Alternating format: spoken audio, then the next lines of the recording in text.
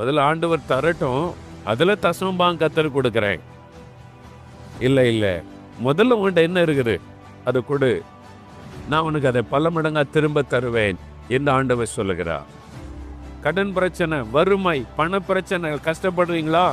அதிலிருந்து விடுதலை பெற்று செழிப்பாய் வாழுவதற்கு ஒரே ஒரு வழிதான் உண்டு, கத்தருக்கு கொடுப்பது, உற்சாகத்தோடு கொடுப்பது, மன மகிழ்ச்சியோடு கூட கொடுப்பது. கத்தருக்கு கொடுக்க கொடுக்க தேவன் அதை ஆசீர்வதித்து பெருக பண்ணுவார்.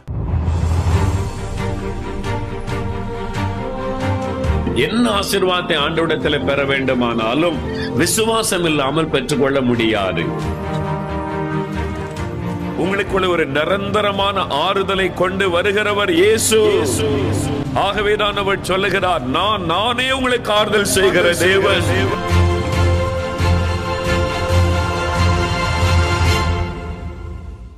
பிரியமானவர்களே, ஆண்டவராகிய இயேசு கிறிஸ்துவின் இனிதான நாமத்தில் உங்களுக்கான இன்றைய தேவ வார்த்தை என்ற நிகழ்ச்சி மூலம் சந்திப்பதில் மிக்க மகிழ்ச்சி அடைகிறோம். நம்முடைய தேவன் நாம் கடந்து வருகிற எல்லா சூழ்நிலைகளிலும் நம்மை போஷித்து நம்மை திருப்தியாக்கி நடத்த அவர் வல்லமை உள்ளவராய் இருக்கிறார். அநேக நேரங்களில் நாம் நம்முடைய தேவைகளையும் சூழ்நிலைகளையும் கண்டு கலங்கி கொண்டிருக்கிறோம். ஆனால் நம்மிடத்தில் உள்ளதை அவர் கரத்தில் கொடுக்கும் பொழுது நம்முடைய குறைவுகளை எல்லாம் அவர் நிறைவாய் மாற்றி நம்முடைய எல்லா சூழ்நிலைகளையும் நம்மை திருப்தியாக்கி ஆசீர்வதிக்க ஆண்டவராகிய இயேசு கிறிஸ்து போதுமானவராய் இருக்கிறார். விசுவாசத்தோடு இந்த நிகழ்ச்சியை பாருங்க. இப்பொழுதும் நமது அன்பு சகோதரர் மோகன் சிலாசரஸ் அவர்கள் தேவ செய்தியளித்து உங்களின் ஆசீர்வாதத்திற்காக சிறப்பு பிரார்த்தனை ஏறெடுப்பார்கள். பரிசுத்த லூக்கா எழுதின சுவிசேஷம் 6ஆம் அதிகாரம் 38வது வசனம். கொடுங்கள், அப்பொழுது உங்களுக்கும் கொடுக்கப்படும். அமுக்கி குலுக்கி சரிந்து விழும்படி நன்றாய் அளந்து உங்கள் மடியிலே போடுவார்கள். நீங்கள் எந்த அளவினால் அளக்கிறீர்களோ அந்த அளவினால் உங்களுக்கும் அளக்கப்படும். உங்களிடத்தில் உள்ளதை கர்த்தருக்கு கொடுங்கள். உங்களுடைய பொன், உங்களுடைய பொருள், உங்களுடைய என்ன இருக்குதோ கர்த்தருக்கு காணிக்கையாக கொடுங்கள். மத்தேயு 14ஆம் அதிகாரத்துல இயேசு வனாந்தரத்திலே பிரசங்கம் பண்ணி முடித்தார். ஜனங்க பசியா இருக்கிறாங்க, அவங்கெல்லாம் பசியா இருக்கிறாங்க, அவங்களை அனுப்பிவிட வேண்டும். இயேசு கேட்கிறார், உங்களிடத்தில் என்ன இருக்கிறது? உங்களிடத்தில் என்ன இருக்கிறது? இப்போ தேடுறாங்க, என்ன இருக்குது விசாரிச்சா ஒரு ஆள் சாப்பிட முடியும். ஒரு சின்ன பையன் வச்சிருக்க 5 அப்பம் 2 மீன், அந்த ஒரு ஆள் தான் சாப்பிட முடியும். அண்ட சொன்னார், என்கிட்ட கொடுங்க, என்கிட்ட கொடுங்க, என் கையில் கொடுங்க, அதை என்கிட்ட கொடுங்க. உடனே 5 அப்பம் 2 மீன்ல எனக்கு 2 அப்பமாவது வேணும், ஒரு மீன் எடுத்துக்கொள்றேன், மீதியை கொடுக்குறேன், இயேசு கிறிஸ்து சாப்பிடட்டும் அப்படின்னு அவன் கொடுத்தானா, முழிச்சையும் கொடுத்துட்டான். 5 அப்பம் 2 மீனை இயேசுவின் கையில் கொடுத்துட்டான். ஆண்டவர் அதை ஆசீர்வதித்து பெருக பண்ணுகிறார். அமைக்கு குலுங்கி சரிந்து விழும்படி போடப்படன பெருகுகிறாரு. இயேசுவின் கரத்துல போன உடனே பெருகுகிறாரு. புருஷர்கள் மாத்திரம் 5000 பேர், பெண்கள் குழந்தைகள் எல்லாம் சேர்த்தா கிட்டத்தட்ட 20,000 பேருக்கு மேல இருந்திருப்பாங்க. கிட்டத்தட்ட 20,000 பேர். அவ்வளவு பேர் சாப்பிட்டு மீதியான துணிக்கைகளை எடுக்கிறாங்க. இதுல எதுல வந்துச்சு? 5 அப்பம் 2 மீன் தான். ஆண்டவர் சொல்ல, என் கையில கொடுங்க, உங்கள்கிட்ட என்ன இருக்கிறோ அதை என்கிட்ட கொடுங்க. அது எல்லாத்தையும் மொத்தமா கொடுத்துட்டாங்க. பழைய ஏற்பாட்டு காலத்துல 10ல் 1 கர்த்தருக்கு தசம பாகம், அது பழைய ஏற்பாட்டு காலத்துல. புதிய ஏற்பாட்டு காலத்துல வரும்போது கொஞ்சம் வித்தியாசத்தை நீங்க பார்க்க முடியும். மல்கியா 3:10 தசம பாகத்தை கொண்டு வாங்க. 10ல் 1 வருமானத்துல 10ல் 1 கர்த்தருக்கு. புதிய ஏற்பாட்டு காலத்திலும் அதை பின்பற்றணும்னு பைபிள் சொல்லப்பட்டு இருக்கிறது. அதை நம்ம விட்டு விடக்கூடாது. 10ல் 1 கர்த்தருக்கு கொடுக்கணும். ஆனா அதிலேயே நாம் திருப்தி அடைந்து விடக்கூடாது. புதிய ஏற்பாட்டு காலத்துல உண்மை என்னன்னு சொன்னா, மார்க் 12ஆம் அதிகாரம் 41 44 வரை வாசிக்கும் போது ஒரு ஏழை விதவை தேவாலயத்திற்கு வருகிறாள். காணிக்கப்பட்டின் அருகில இயேசு உட்கார்ந்து காணிக்க போடுறதெல்லாம் பார்த்துக்கிட்டே இருக்காரு. யார் எவ்வளவு காணிக்க போடுறாங்க. பெரிய பணக்காரங்க வர்றாங்க, அப்படியே பணப்பையை திறந்து நிறைய பணம் இருக்குது, அதுல ஒரு காசு எடுத்து அப்படி போடுறாங்க, அதை பெருமையா போட்டுட்டு போறாங்க. ஒரு ஏழை விதவை வருகிறாள். அவள் தன் பையை திறந்து பார்க்கிறாள். 2 காசு தான் இருக்குது. அவருடைய வேற காசே கிடையாது. பேங்க்லயும் பணம் கிடையாது, வீட்லயும் பணம் கிடையாது. கடைசி 2 காசு. அவருடைய ஜீவனமே அதுல தான். அடுத்த வேளை சாப்பாட்டுக்கு இந்த 2 காசு தான் இருக்குது, அவ்வளவுதான். அதுல தசம்பாகத்தை கொடுக்கலான்னு தீர்மானிச்சாளா? இல்ல. 2 காசுல ஒரு தசம்பாகத்தை கர்த்தர் கொடுப்போமே, மீதி நமக்கு தேவை இருக்குமே அப்படின்னு நினைக்கவில்லை. தன்னிடத்தில் உண்டான எல்லாவற்றையும் கொடுத்து விட்டாள். அதான் புதிய ஏற்பாட்டு காலத்துல கொடுக்கிற விதம். பழைய ஏற்பாட்டு காலத்துல தான் கர்த்தர் கொடுத்தார், அதுல 10ல் 1 கர்த்தருக்கு. அதை இன்றைக்கு வரைக்கும் கடைபிடித்து கொண்டு வருகிறோம்.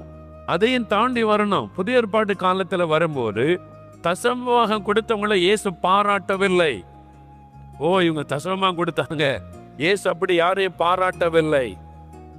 ஆனால் தனக்கு உண்டான எல்லாவற்றையும் கொடுத்து விட்டால் இந்த ஏழை விதவை பெண். ஆண்டவர் சொல்லுகிறார், எல்லாரை காட்டில் இவதான் அதிகம் கொடுத்தாள். ஏனென்றால் தன் ஜீவனத்துக்கு உண்டாயிருந்த எல்லாவற்றையும் கொடுத்து விட்டாள். அடுத்த நேரம் சாப்பாட்டுக்கு ஒண்ணும் கிடையாது, அவ்வளத்தையும் கொடுத்து விட்டாள். புதிய ஏற்பாட்டுல கொடுக்கிற விதம் அதுதான்.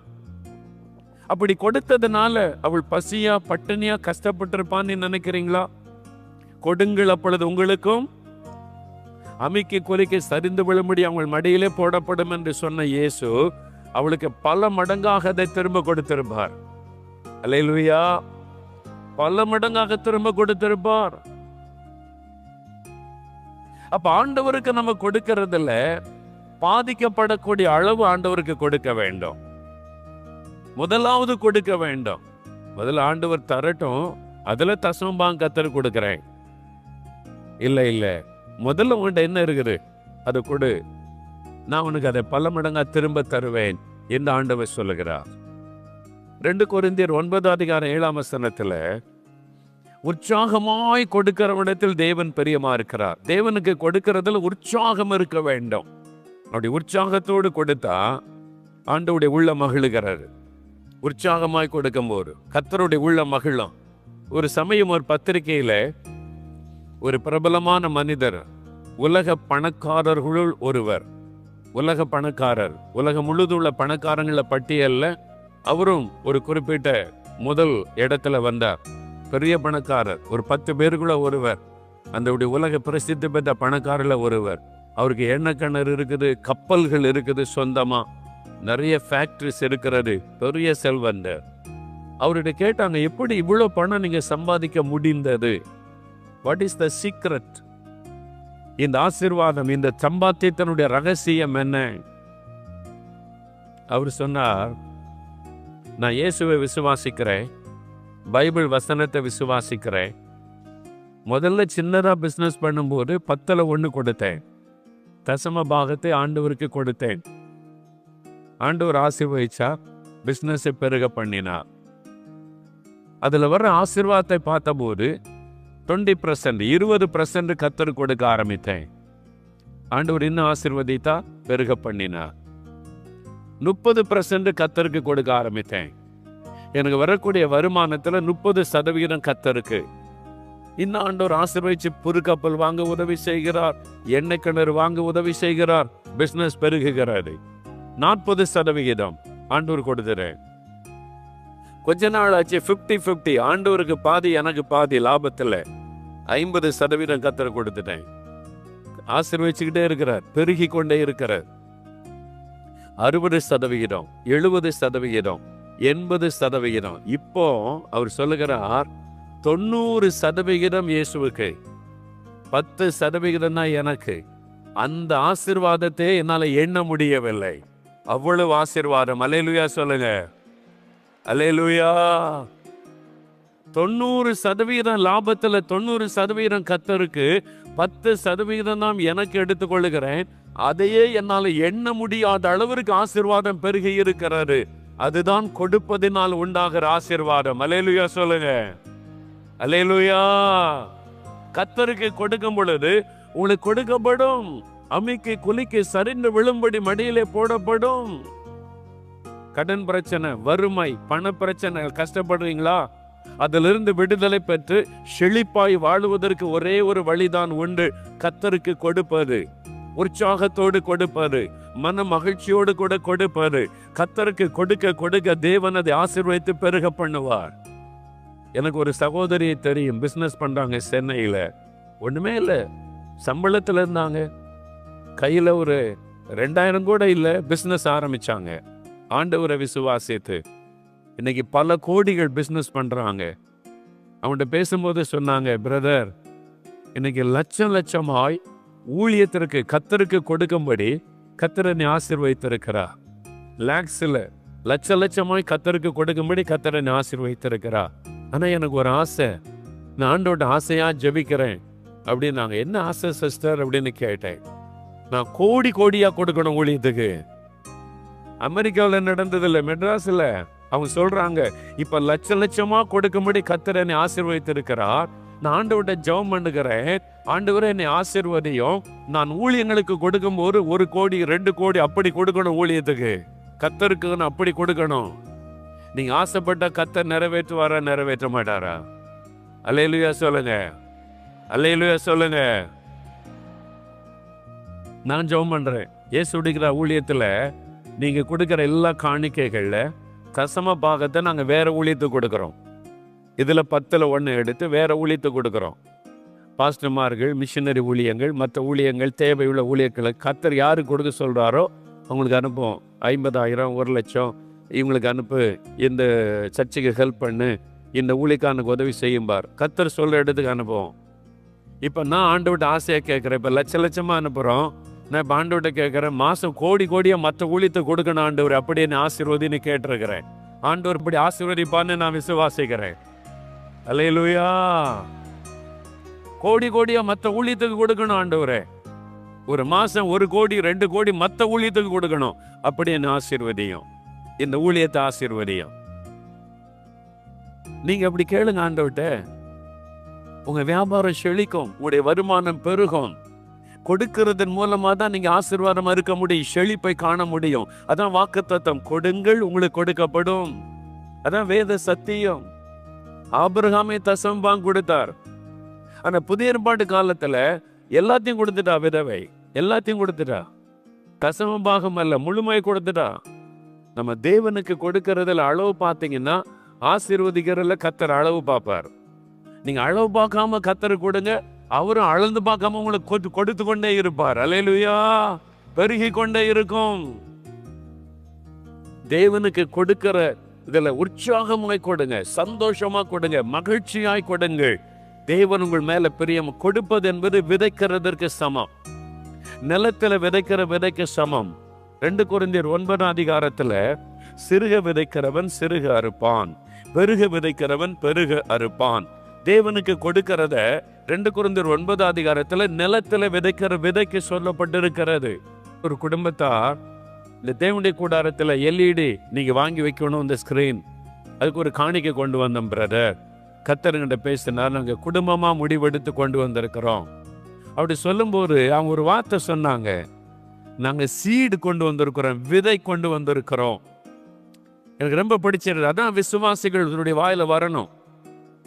நான் விதை கொண்டு வந்திருக்கிறேன், விதைக்க வந்திருக்கிறோம்.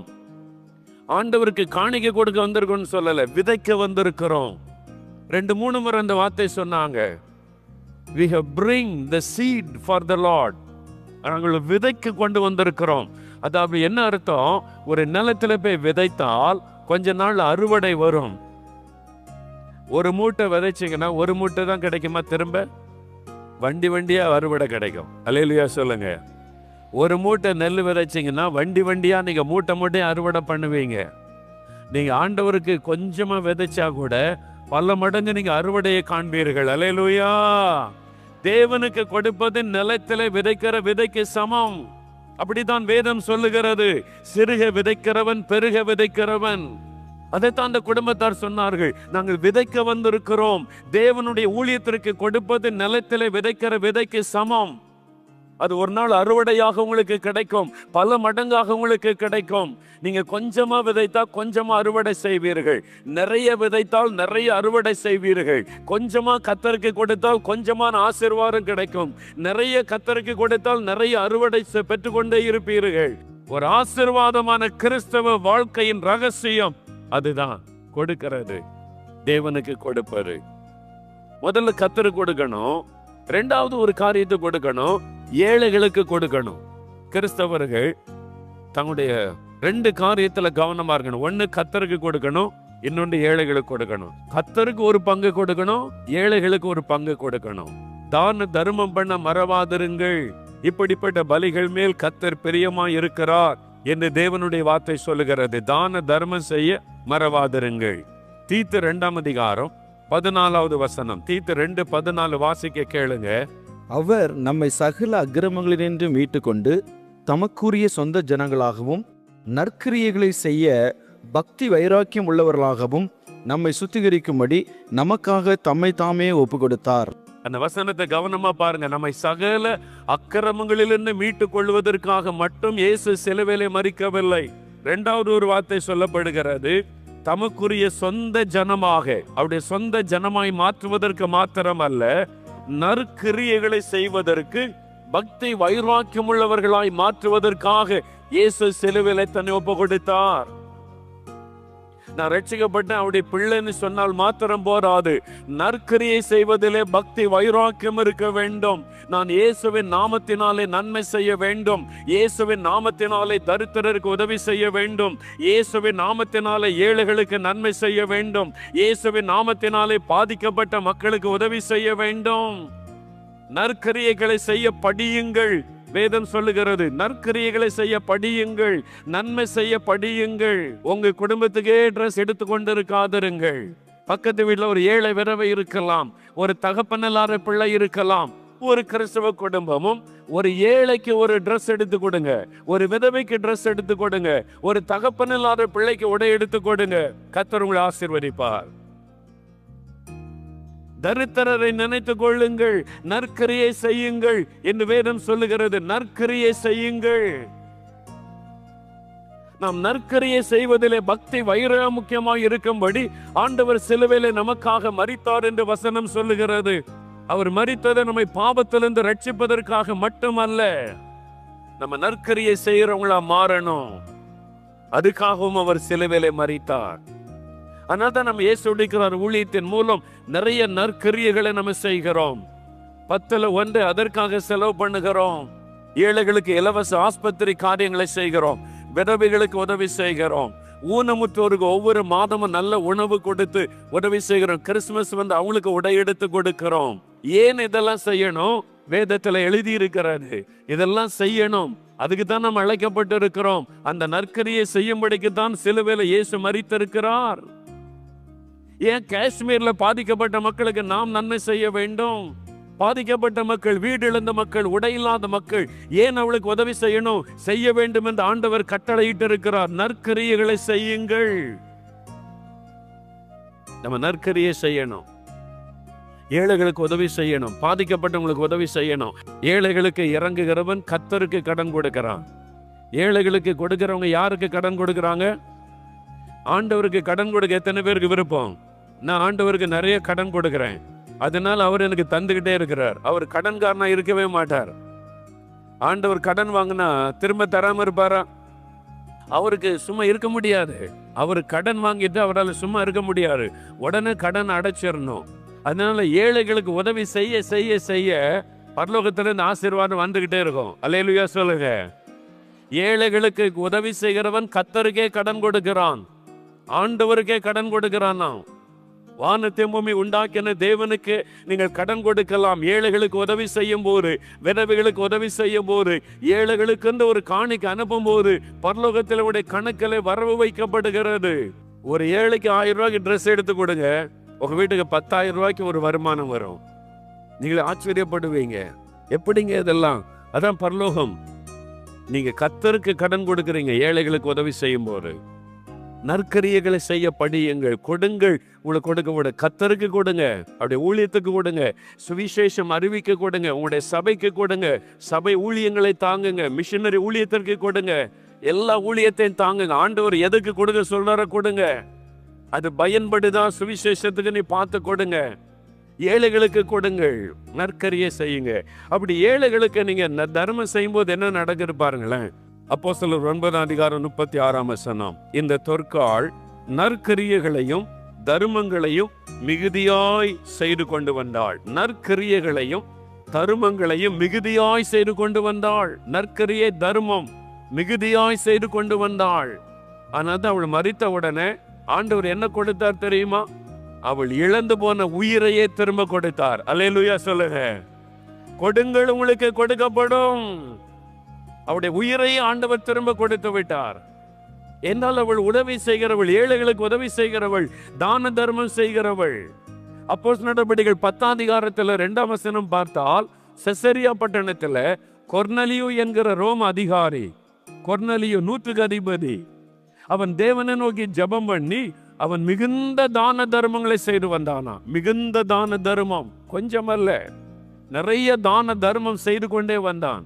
ஒரு நாள் ஆண்டவர் பார்க்கிறார், பரலோகத்துல மூட்டை மூட்டையா போய் இருக்குது. என்னங்க இது அப்படின்னு கேட்டா, கொர்நலியுன்ற ஒரு மனுஷன் ஜனங்களுக்கு நன்மை செய்து கொண்டே இருக்கிறான். பரலோக பேங்க்ல அவன் அக்கௌண்ட்ல ஏறிக்கொண்டே இருக்கிறது. ஆண்டவர் பார்க்கிறார், இந்த கொர்நலியுவை சந்திக்கணும். ஆண்டவர் தம்முடைய தூதனை அனுப்புகிறார். கொர்நேலியுகிட்ட தேவதூதன் வந்து சொல்லுகிறான், கொர்நேலியுவே, உன்னுடைய ஜெபங்களும் உன்னுடைய தான தர்மங்களும் பரலோகத்திற்கு தேவனுக்கு நினைப்பூட்டுதலாய் வந்திருக்கிறது. அப்ப பரலோகத்துக்கு 2 காரியம் போகிறது. உடைய ஜெபம், துதி பரலோகத்துக்கு போகிறது. நீங்க துதிக்கும் போது, ஜெபிக்கும் போது அது பரலோகத்துக்கு போகுது. 2வது, நீங்க தான தர்மம் செய்யும் போது அது பரலோகத்திற்கு போகிறது. அல்லேலூயா சொல்லுங்க. அல்லேலூயா. ஒரு ஏழை விதவைக்கு ஒரு சேலை எடுத்து கொடுத்துனா பரலோகத்துல அந்த சேலை போய் நிற்கும். என்னது இது அப்படி கேட்ட ஆண்டவர்கிட்ட சொல்லுவாங்க, இந்த சகோதரி, இந்த மகள் இந்த ஏழைக்கு இந்த ட்ரெஸ் எடுத்து கொடுத்துருக்குறாங்க. தேவனுக்கு நினைப்பூட்டுதலாக பரலோகத்துக்கு போகும். பரலோக அக்கௌண்ட்ல அது கணக்கில் சேர்க்கப்படும். ஏழைகளுக்கு உதவி செய்யும் போது, கொர்நேலி உதவி செய்யும் போது பரலோகத்துல அந்த போய் நின்றது. தேவதூதன் வந்து சொல்லுகிறான், நீ செய்த தான தர்மங்கள் பரலோகத்துக்கு வந்திருக்கிறது. ஆண்டவர் அதற்கு பதில் செய்கிறார். அப்படி தான தர்மம் பண்ணும்போது நீங்க எப்படி பண்ணணுமா பாருங்களேன். 2 கொரிந்தியர் 9:5 உங்கள் தான தர்மமானது லோபத்தனமாய் கொடுக்கப்பட்டதா இருக்கக்கூடாது, உதாரத்துவமாய் கொடுக்கப்பட்டதா இருக்க வேண்டும். பவுல் சொல்லுகிறார், நீங்க தான தர்மம் பண்ணும்போது லோபத்தனம், கஞ்சத்தனம் பண்ணாதங்க. பழைய ட்ரெஸ், ஒரு ஏழை வந்துட்டா, பழைய ட்ரெஸ் எங்க வீட்டுல இருக்குது, அது நாங்க கொஞ்ச நாள் தான் பயன்படுத்தணும், இந்த வச்சுக்க. லோபத்தனம். புதுசா நீங்க கிறிஸ்துமஸுக்கு நீங்க பழசு போடுறீங்களா? நீங்க மட்டும் புதுசு போடுவீங்க, ஒரு ஏழைக்கு பழசு கொடுப்பீங்களா? ஆண்டவர் பாப்பார், இவ பழசை தான் கொடுத்துருக்க, அதனால இவளுக்கு பழசை கொடுங்க. ஆண்டவர் எப்படி புதுசு தருவாரு? நமக்கு நல்ல இருதயம், இயேசுவின் இருதயம் இருக்கணும். ஆமென் சொல்லுங்க. அல்லேலூயா சொல்லுங்க. இயேசுவின் இருதயம் இருக்கணும். ஒரு பழசு கொடுக்கறது கொஞ்சம் தான் கிழிஞ்சு இருக்குது, அதை தச்சு போட்டுக்க. ஆண்டவரும் பாப்பாரு, இவளுக்கு தச்சதை தான் கொடுக்கணும். லோபத்தனம், கஞ்சத்தனம். ஏழைகளுக்கு உதவி செய்யும் போது கஞ்சத்தனமா கொடுக்காத. வசனம் சொல்லுகிறது, லோபத்தனமாய் கொடுக்காத, உதாரத்துவமாய் கொடு, சந்தோஷமாய் கொடு, உதாரத்துவமாய் கொடு. ஒரு ஏழைகளுக்கு நீ உதவி செய்யும் போது உனக்கு எடுக்கிற மாதிரி ஒரு ட்ரெஸ் எடுத்து ஏழைக்கு கொடுத்து பாருங்க, ஆண்டோடைய உள்ளம் சந்தோஷப்படும். லோபத்தனமா கொடுக்காதுங்க, தாராளமா கொடுங்க ஏழைகளுக்கு. அப்படிதான் வேதம் சொல்லுகிறாரு. 2 கொரிந்தியர் 9:5 உதாரத்துவமாய் கொடுங்கள். அப்படி கொடுக்கும்போது என்ன நடக்கும்? ஒரு சம்பவத்தை, உண்மை சம்பவத்தை சொல்லி முடிக்கிறேன். அநேக வருஷத்துக்கு முன்னால அமெரிக்காவில் உலகத்திலேயே பெரிய பணக்காரர் ராக்ஃபெல்லர் என்கிற ஒரு பணக்காரர், அந்த பேர் ராக்ஃபெல்லர். இப்பவும் அமெரிக்காவில் மென்ஹாட்டன் என்கிற தீவில் ராக்ஃபெல்லர் பில்டிங் இருக்குது. நான் போய் பார்த்துருக்கிறேன். ராக்ஃபெல்லர் பில்டிங் சென்டர், அதான் பிரம்மாண்டமா இருக்கும். அமெரிக்காவிலேயே உயரமான கிறிஸ்துமஸ் ட்ரீ அங்கதான் வைப்பாங்க. அந்த சென்டர்ல, ராக்ஃபெல்லர் சென்டர்ல பிரம்மாண்டமான கிறிஸ்துமஸ் ட்ரீ வைப்பாங்க. நான் போய் அந்த பில்டிங் எல்லாம் பார்த்துருக்கிறேன். பெரிய பிரம்மாண்டமான பில்டிங். உலகத்திலேயே பெரிய நம்பர் 1 பணக்காரராக ஒரு காலத்தில் அவர் இருந்தார். அந்த டைம்ல, இப்போ அவர் உயிரோட இல்லை. அப்போ அவருக்கு யாருக்கும் தான தர்மம் பண்ண மாட்டார்.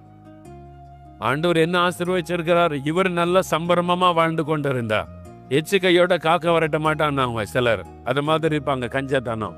இவர் யாரை பற்றியும் கவலை இல்லை, தன்னை பற்றி தான் கவலை. தனக்கு பணம், தான் சம்பாதிக்கணும், நல்ல வரணும் வந்தார். 42வது வயசுல ஒரு வியாதி வந்தது அவருக்கு. ராக்ஃபெல்லருக்கு ஒரு வியாதி வந்தது. நோயினால் பாதிக்கப்பட்டார். உலகத்திலே பெரிய பணக்காரர்னா என்ன மாதிரி ட்ரீட்மெண்ட் அவர் எடுத்திருப்பார்? உலகத்துல பிரபலமான டாக்டர்கிட்ட தான் அவர் ட்ரீட்மெண்ட் எடுத்திருப்பார். அப்படி அவருக்கு மருத்துவம் செய்தும் வியாதியை குணமாக்க முடியவில்லை. உலகத்துல நம்பர் 1 ரிச் மேன். வியாதியை சுகமாக்க முடியல, டாக்டர்ஸ் கைவிட்டுட்டாங்க. கொஞ்ச நாள் தான் உயிரோடு இருப்பீங்க, பிழைக்கிறது கஷ்டம், மருத்துவத்தால குணமாக்க முடியாதுன்னு சொல்லிட்டாங்க. அவர் வந்து ஆஸ்பத்திரியில் இருக்கிறாரு, மரணப்படுக்கையில் இருக்கிறாரு. 42 வயசு, உலகத்திலேயே பெரிய செல்வந்தர், சாகர நிலைமை, மரணம் நெருங்கி கொண்டு இருக்கிறாரு. அவர் யோசித்து பார்த்தாரா, நான் சம்பாதிச்ச பணம்லாம் யாருக்கு? இத்தனை கோடி டாலர்ஸ், மில்லியன்ஸ் ஆஃப் டாலர்ஸ் சம்பாதிச்சு இவ்வளவு பணம் வச்சிருக்கிறேன் யாருக்கு? நான் செத்து போயிட்டா இது என்ன பிரயோஜனம்? என்னை சுகமாக்க அது பயன்படவில்லை. பார்த்தார். உடனே தன்னுடைய மேனேஜர் எல்லாரும் கூப்பிடா, என் பணத்தை ஏழைகளுக்கு எழுதி வைக்கிற கொடுங்க, ஆர்ஃபனேஜ் கொடுங்க, இந்த காலேஜுக்கு கொடுங்க, இதுக்கு உதவி செய்யுங்க. மற்றவங்களுக்கு தாராளமா ஏழைகளுக்கு உதவி செய்ய தன் பணத்தை செலவுபட ஆரம்பித்தார். மில்லியன்ஸ் ஆஃப் டாலர்ஸ் கொடுக்க ஆரம்பித்தார். அவங்களுக்கு கொடுங்க, இவங்களுக்கு கொடுங்க, இந்த மக்களுக்கு ஹெல்ப் பண்ணுங்க, இந்த மக்களுக்கு ஹெல்ப் பண்ணுங்க, என் பணத்தெல்லாம் கொடுங்க, நான் தான் சாக போகிறேனே, கொடுக்க ஆரம்பித்தார். சில நாட்கள் கழிந்தது. இந்த பணத்தை கொடுக்க கொடுக்க கொடுக்க பலவீனமடைந்து வந்த சரீரம் புதுபலன் அடைய ஆரம்பிச்சது. ஆரோக்கியம் உண்டாக ஆரம்பித்தது சரீரத்தில். சில வாரங்கள் கழித்தது. டாக்டர்ஸ் வந்து பரிசோதனை பண்ணா ஆப்போசிட்டா இருக்கிற உங்க சரீரம் பாதிக்கப்பட்டு கொண்டே வந்தது. மரணம் அடைந்து விடவில்லை நினைச்சோம், இப்ப ரிவர்ஸ் ஆகி இருக்கிறது. பாதிக்கப்பட்டதற்கு பதிலாக இப்ப சுகமாகி கொண்டே வருகிறது. ஒரு நாள் வந்தது, டாக்டர் சொன்னாங்க, நீங்க கம்ப்ளீட்லி ஹீல்ட், முற்றிலும் சுகமாக்கப்பட்டு விட்டீர்கள், நல்ல ஆரோக்கியம் உள்ளவராய் அவர் மாறிவிட்டார். 42 வயசுல சுகம் பெற்று எழுந்தார். ஆண்டவருக்கு நன்றி செலுத்தினார். அப்ப தேவனுக்கு கொடுப்பது, ஏழைகளுக்கு கொடுப்பது தேவனுக்கு பிரியம் என்று கொடுக்க ஆரம்பித்தார். 92 வயசு வரைக்கும் ஒரு உயிரோடு கூட இருந்தார். 92 வயசு வரைக்கும். ராக்ஃபெல்லர் 42 வயசுல சாக வேண்டியவர். அவர் கொடுக்க கொடுக்க கொடுக்க கர்த்தருடைய ஆயுசு நாட்களை கூட்டினார். அதான் சுகம். கொடுங்கள் உங்களுக்கு கொடுக்கப்படும், அமிக்கு குலிக்க சரிந்து விழும்படி நன்றாய் அளந்து உங்கள் மடியிலே போடப்படும். உடத்தில் என்ன இருக்குது? கொண்டு வா, அதை கொடு, ஆண்டவருடைய கரத்திலே கொடு. 2 காரியம், கர்த்தருக்கு கொடுங்க, ஏழைகளுக்கு கொடுங்க. ஆண்டவர் இந்த வாய்ப்பை உங்களுக்கு தந்திருக்கிறார். இயேசு நமக்காக தன் உயிரையே கொடுத்தார், தன் இரத்தத்தை கொடுத்தார், தன் ஜீவனை கொடுத்தார். அவர் கொடுத்துதான் நம் மீது அன்பு கூர்ந்தார். அந்த இயேசுவை பின்பற்றுகிற நேசிக்கிற நாம் என்ன கொடுக்க போகிறோம் ஆண்டவருக்கு? நம்முடைய சமுதாயத்திற்கு நாம் என்ன கொடுக்க போகிறோம்? பாதிக்கப்பட்ட மக்களுக்கு என்ன கொடுக்க போகிறோம்? உங்களுடைய பணத்தை கொடுக்கலாம், உங்களுடைய நேரத்தை கொடுக்கலாம், ஆண்டவருக்காக உங்களுடைய டைமை கொடுக்கலாம். உங்களுடைய நேரத்தை கொடுப்பது ஆசீர்வாதம். உங்களுடைய தாளந்துகளை கொடுக்கலாம், உங்களுடைய திறமைகளை ஆண்டவருக்காக கொடுக்கலாம். உங்களுடைய என்ன இருக்குதோ அது ஆண்டவருக்கு நீங்கள் கொடுக்கலாம். அது ஆண்டவர் உங்களுக்கு பல மடங்காய் திரும்ப தருவார். பிரியமானவர்களே, தேவனுக்கு கொடுப்பது என்பது ஒரு பெரிய மகிழ்ச்சியான ஒரு அனுபவம். ஏன் தெரியுமா? அவர் காணி கொடுக்க சொல்றாரு. நீ கொடுத்தாதான் அவனை ஆசீர்வதிக்க முடியும். நீ கொடுப்பதை வச்சு நான் அவனை 1000 மடங்காய் ஆசீர்வதிக்க முடியும். கொடுங்கள், அப்பொழுது உங்களுக்கு கொடுக்கப்படும். லூக்கா 6:38. அதை விசுவாசித்து நீங்கள் கொடுக்கும்போது, சிலர் சொல்லுவாங்க எதிர்பார்த்தெல்லாம் கொடுக்கக்கூடாது அப்படின்னு சொல்லுவாங்க. வசனத்தை விசுவாசித்து கொடுங்க. இயேசு அப்படிதான் நமக்கு சொல்லியிருக்கிறாரு. கொடுங்கள், உங்களுக்கு கொடுக்கப்படும், அமிக்கி குலுக்கி சரிந்து விழும்படி மடியில் போட்டு ஆண்டவர் சொல்லியிருக்கிற வாக்கு தத்தம் வேறு. நீங்கள் வாக்கு தத்தத்தை விசுவாசிங்க. நான் கொடுக்கறத தேவன் எனக்கு நிரம்பி வழிகிற ஆசீர்வாதமாய் தருவேன்னு வாக்கு கொடுத்திருக்கிறார். நான் அதை விசுவாசிக்கிறேன்னு சொல்லி கொடுத்து பாருங்க, கர்த்தர் உங்களை அப்படி ஆசீர்வதிப்பார். சரியா? அப்போ நீங்கள் தேவனுக்கு என்று கொடுக்கிறத ஆசீர்வாதமாய், நன்மையாய், சுகமாய் ஆண்டவர் உங்களுக்கு பல மடங்கு ஆசீர்வாதமாய் தருவார் என்று விசுவாசித்து அந்த வாக்கு தத்தத்தை விசுவாசித்து செபிங்க. அப்படியே நடக்கும். நாம் செபிக்கலாம். தகப்பனே, நாங்கள் கொடுப்பதை நீர் எங்களுக்கு ஆசீர்வாதமாய், நன்மையாய், பல மடங்காய் திரும்ப தருகிறீர் என்று வாக்கு கொடுத்ததை நாங்கள் விசுவாசிக்கிறோம். நீர் வாக்கு கொடுத்தபடி எங்களை ஆசீர்வதிக்கிறீர், எங்களை செழிக்க பண்ணுகிறீர், நன்மைகளை காணச் செய்கிறீர். ஸ்தோத்திரம். உம்முடைய பிள்ளைகள் தியாகத்தோடு உமக்கென்று கொடுத்ததை நினைத்தருளும். அவர்கள் தியாகத்தோடு உமக்கென்று அர்ப்பணித்து கொடுத்தபடியால் நீர் வாக்கு கொடுத்தபடி அமிக்கி குலுக்கி சரிந்து விழும்படி உம்முடைய பிள்ளைகளை ஆசீர்வதியும். கடங்கள் தானியத்தினால் நிரம்பும், ஆலையில் எண்ணெயும் திராட்சரசம் வழிந்து ஓடும் என்று வாக்கு கொடுத்தபடி நிரம்பி வழிகிற ஆசீர்வாதத்தை பிள்ளைகளுக்கு தாரும். இனி அவளுக்கு பண கஷ்டமே இருக்கக்கூடாது, கடன் பிரச்சனை என்பதை இருக்கக்கூடாது, வீண் செலவுகள் என்பதை வரக்கூடாது. அவங்களை ஆசீர்வாதத்தை செழிக்க பண்ணி மேன்மைப்படுத்தும். அநேக ஊழியங்களுக்கு ஆசீர்வாதமாய், சபைகளுக்கு ஆசீர்வாதமாய், உம்முடைய ராஜ்யத்தை கட்டுகிற பணிகளுக்கு ஆசீர்வாதமாய் அவளை ஆசீர்வாதத்தை செழிக்க பண்ணி மேன்மைப்படுத்தும். இயேசு கிறிஸ்துவின் நாமத்தில் அவளை ஆசீர்வதித்து ஜெபிக்கிறேன் பிதாவே. ஆமேன், ஆமேன். அன்பார்ந்தவர்களே, நிகழ்ச்சியை பார்த்தீர்களா? உங்களுக்கு மிகவும் ஆசீர்வாதமாக இருந்திருக்கும் என்று நாங்கள் விசுவாசிக்கிறோம்.